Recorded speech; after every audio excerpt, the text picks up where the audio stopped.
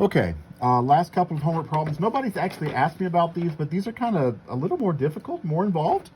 So I'm going to talk about them. I'm not going to work them completely. Let me get you started on them.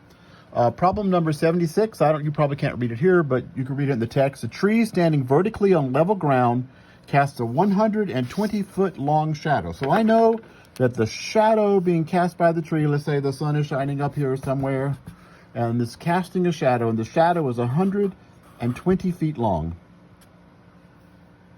The angle of elevation from the end of the shadow, from here, the end of the shadow of the tree, to the top of the tree is 21.4 degrees.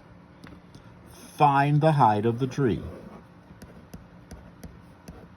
Find H. Notice, what I really have here is the shadow, the height of the tree, and this line that causes the angle of elevation. It's on level ground. It's standing vertically on level ground, so you get that. I've got a right triangle. I know the angle here. I know the side next to it, the adjacent side, and I know that I want to find the one opposite it.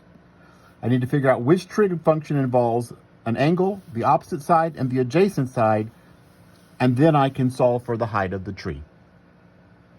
Okay? Problem 81, it bled through on the other side. But anyway, I've got this tower. Got a tower here. There's a tower in blue. I'll make it blue so it stands out. There's the tower.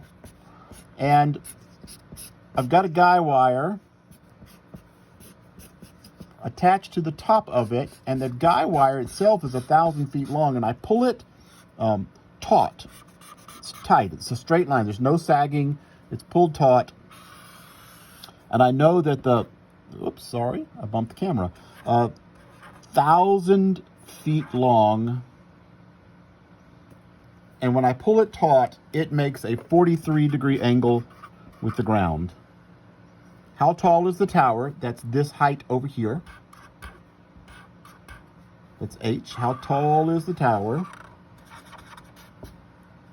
And how far from the base of the tower, we're going to ignore that. We're going to call this the base of the tower. You have to. Does the wire hit the ground? That's this adjacent side. I know an angle, I know the hypotenuse, and I want the opposite side and the adjacent side. You can use trig functions to find those.